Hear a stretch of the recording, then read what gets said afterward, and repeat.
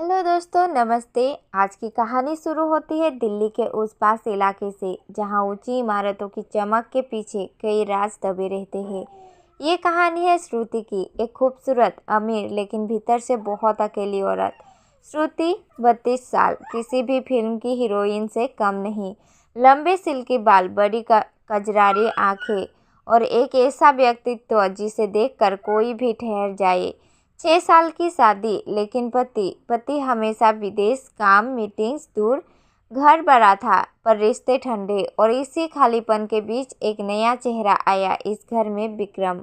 28 से 29 साल का, लंबा, मजबूत, ज़्यादा बोलता नहीं, लेकिन उसके शांत चेहरे पर कुछ ऐसा था जिसे समझ पाना आसान नहीं था।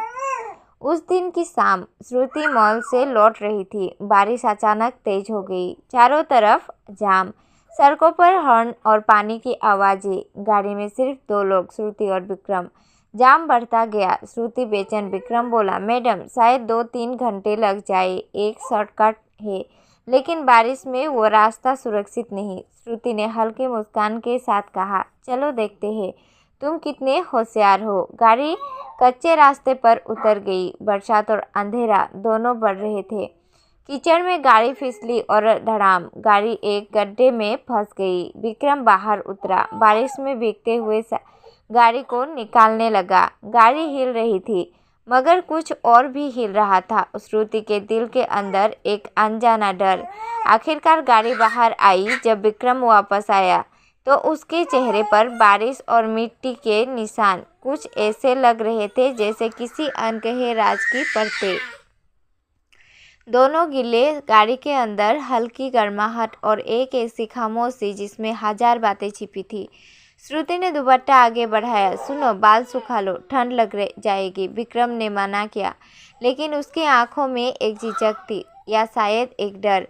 उसने धीरे से कहा, आप शेरनी नहीं, परी लगती है मैडम। श्रुति का दिल अचानक रुक सा गया, लेकिन ये सिर्फ एक तारीफ थी या शुरुआत किसी और चीज़ का। दिन बीतते गए, विक्रम बदलने लगा। कभी शाम को चाय बना लाता, कभी फूलों का छोटा सा गुलदस्ता कार में छोड़ देता।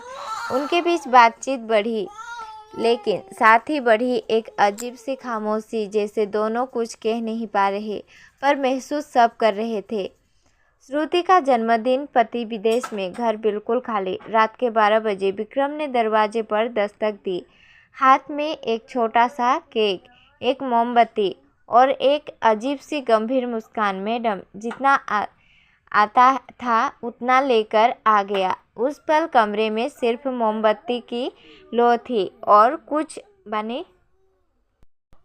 अनकही बातें जो दोनों के बीच तैर रही थी। श्रुति ने उसका हाथ पकड़ लिया, लेकिन ये प्यार था या अकेलेपन का बंधन, या कुछ ऐसा जो उन्हें आगे खतरे में डाल सकता था। एक दिन राजीव साहब अचानक भारत लौट आए, बिना बताए, बिना किसी चेतावनी के। उस रात घर की हवा भारी थी, विक्रम के कदम धीमे और श्रुति की धड़कनें तेज। जब सच्चाई सामने आई, राजीव का गुस्सा सीमाओं को तोड़ गया। लेकिन फिर एक मोड़ आया।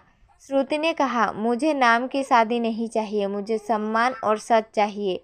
राजीव घर से निकल गए, कागज भेज दिए। श्रुति और विक्रम ने मंदिर में शादी कर ली। लेकिन असल ट्विस्ट वो था जो बाद में सामने आया। विक्रम सिर्फ एक ड्राइवर नहीं था, उसके पास एक डिप्लोमा था, बिजनेस मैनेजमेंट का। कुछ लोग उसे कम समझते थे, पर वो कमज़ोर नहीं था। आज वो श्रुति का पार्टनर है, जिंदगी में भी और बिजनेस में भी। दोस्तों, प्यार की कभी अमीरी गरीबी नहीं देखता, लेकिन इंसान की नीयत हमेशा सब कुछ बयां कर देती है। कमेंट में बताइए कि आपको ये सस्पेंस कहानी पसंद आई। लाइक करें, शेयर करें और सब्सक्राइब जरूर करें। मिलते हैं अगली कहानी में एक नए राज के साथ। धन्यवाद।